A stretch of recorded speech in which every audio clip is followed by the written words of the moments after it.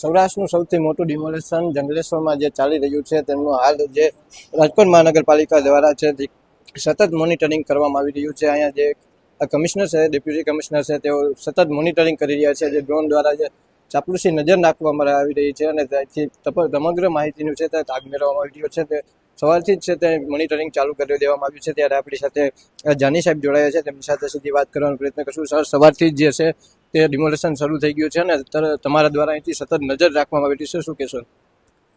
આ કંટ્રોલ રૂમમાંથી આપણે જે જંગલેશ્વર વિસ્તારમાં ડિમોલિશનની કાર્યવાહી ચાલુ કરી છે એના ઉપર સવારે 5:45થી સતત નજર રાખવામાં આવી રહી છે અને અહીંથી સતત માર્ગદર્શન આપી અને જે પોલીસ તંત્ર અને પીજીવીસીએલ સાથેનું સંકલન કરવામાં આવે છે.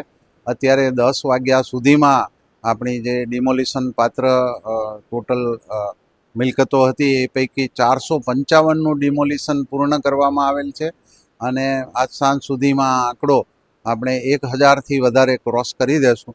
આપણી જે ટોટલ 1500 ડિમોલિશન પાત્ર પ્રોપર્ટી છે એ પૈકી 65થી 70% પ્રોપર્ટીઓનું આજે કામ પૂર્ણ કરી દેવામાં આવશે અને સાથે સાથે એનું જે કાટમાળ નીકળે છે એ પણ દૂર કરવાની કાર્યવાહી આપણા ટ્રેક્ટર અને ડમ્પરો દ્વારા કરવામાં આવી રહી છે. સુરક્ષાના ભાગરૂપે કેવી વ્યવસ્થા સાહેબ કરવામાં આવી રહી છે? સુરક્ષાના ભાગરૂપે પોલીસ તંત્ર દ્વારા ખૂબ સુંદર આયોજન કરવામાં આવ્યું છે અને મીડિયા દ્વારા જે છેલ્લા 5-7 દિવસથી જનજાગૃતિ જેવો અભિયાન ચલાવવામાં આવ્યું એના કારણે સ્થાનિક રહીશો તરફથી સંપૂર્ણ સહકાર મળેલ છે અને સવારથી શરૂ થયેલી આ કામગીરીમાં એક પણ અનિચ્છનીય ઘટના બનવામાં પામેલ નથી અને એ માટે અમે મહાનગરપાલિકા તંત્ર, સ્થાનિક નગરજનોનો, મીડિયાનો અને પોલીસ તંત્ર, પીજીવીસીએલનું તંત્ર, ગુજરાત ગેસના તંત્રનો આભાર માનીએ છીએ અને આશા રાખીએ છીએ કે આવતીકાલ સુધીમાં સંપૂર્ણ કામગીરી પૂર્ણ થાય ત્યાં સુધીમાં એક પણ અનિચ્છનીય ઘટના ન બને. ઘણા લોકોએ જે સ્વૈચ્છિક રીતે પણ પોતાનું જે દબાણ હતું એ આજે દૂર કરવામાં આવ્યું છે, તેને લઈને શું કહેશો? આ સહકાર બહુ સારો મળ્યો છે. ગઈકાલ રાત સુધીમાં અરાઉન્ડ 1507માંથી 1400 જેવી પ્રોપર્ટીઓનું સ્વૈચ્છિક એ લોકોએ ખાલી કરી અને પાર્ટ ડિમોલિશન કર્યું હતું, પૂરું ડિમોલિશન નહોતું કર્યું. જેમ કે દરવાજો હોય, એની આગળની ગ્રીલ હોય એવું એ લોકોએ કર્યું.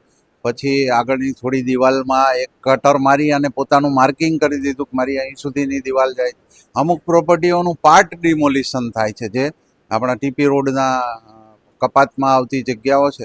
તો એમાં લોકોએ બહુ સમજદારી વાપરી અને પોતાની રીતે પ્રાઇવેટ કટરથી ક્યાં સુધી જે મહાનગરપાલિકા તંત્ર દ્વારા માર્કિંગ કરવામાં આવ્યું હતું કલરથી, એના ઉપર કટર મારી અને પોતે એક ઘીસી પાડી દીધી અને હવે એમણે જે ડિમાર્કેશન કર્યું છે એના અંદરનું બધું જ બાંધકામ આપણે તોડી રહ્યા છીએ અને એ કાટમાળ ઉઠાવી રહ્યા છીએ.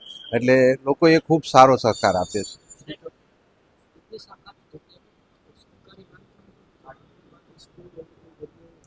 ના, આપણી જે ફાઇનલ પ્લોટ છે એમાં આપણી શાળા નંબર 70 આવેલી છે અને ત્યાં જ આપણે પોલીસનું ને અમારા નગરપાલિકા તંત્રના જે કંઈ સ્ટાફનું છે એનું એસેમ્બલી પોઈન્ટ તરીકે એનો ઉપયોગ કરીએ છીએ અને આખી જંગલેશ્વર વિસ્તારની પ્રોપર્ટીઓને અમે 7 બ્લોકમાં વેચી દીધી, 42 ટીમો બનાવી અને એ 42 ટીમો સાથે પોલીસની ટીમો કાર્યરત રહી. આપણી મહાનગરપાલિકાના આરોગ્ય વિભાગની ટીમો એના ડૉક્ટરો સાથે પણ ત્યાં તૈનાત છે. આપણી ફાયર શાખા પણ ત્યાં તૈનાત છે.